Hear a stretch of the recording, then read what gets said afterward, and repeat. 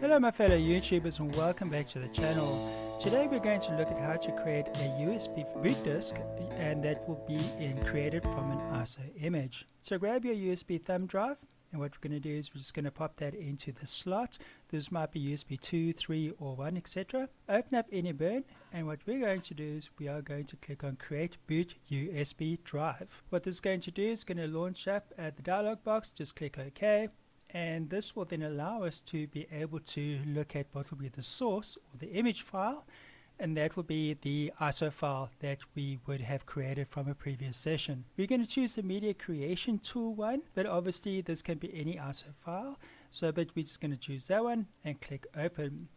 The USB drive is a verbatim 15 gig drive. You should be fine with an 8 gig as well, and obviously verbatim is just the make. Once you're done, click next, and once you're done with that, what it'll do is it'll tell you that your USB will be overwritten. Very important to notice that, and click next. It's important to notice this because obviously thumb drives get around, so you definitely don't want to by accidentally delete the wrong thumb drive or to delete data that might be crucial to you or to your company. So it's very important to make sure that you read these dialog boxes before you click OK or next. What you can notice here is that at this point in time it's also preparing files.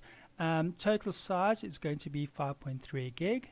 You'll notice that it's now created the partition for the drive. Your partition is basically your allocated storage space that allows you to be able to put data onto a hard drive or thumb drive or a CD, etc.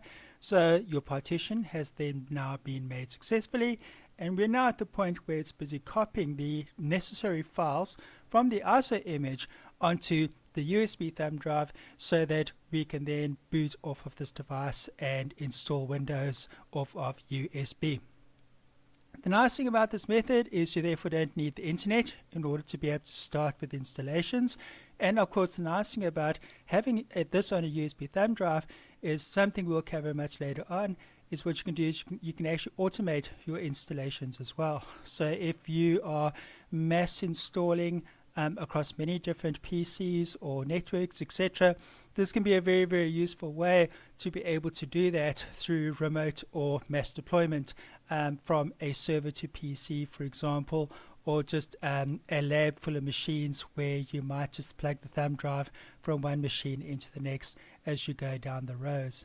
So this can be very useful. It means you don't have 50 computers all trying to install off the internet all at the same time, which might be chewing up your bandwidth, for example, while you still have your operations going on.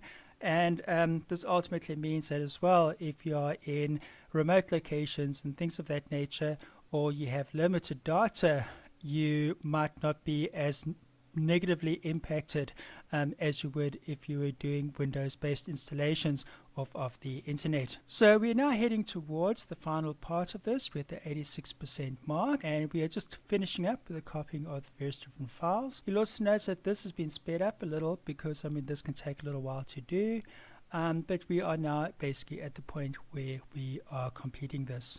There's also very useful things like legacy systems as well. So for example, you can create multiple different versions of Windows images onto USB and just keep them in a safe somewhere, for example, and just pull them out when you need to.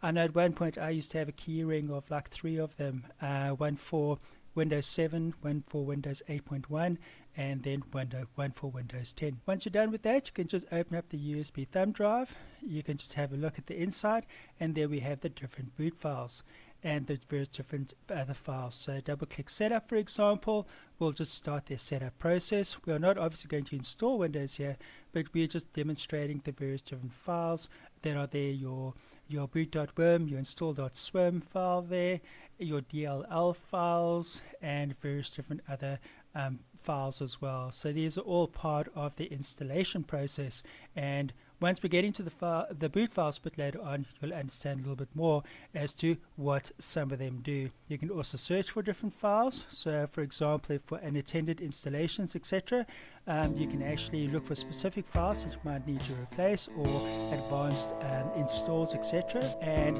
that will conclude our lesson for today. Thank you very much, YouTube, for watching this lesson. I look forward to seeing you again soon.